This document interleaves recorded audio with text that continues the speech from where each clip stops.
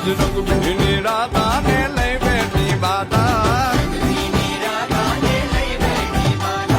મોરલીયું બંધ કર માતા કીએ છે એમ રંગભીની રાધા હવે મોરલીયું બંધ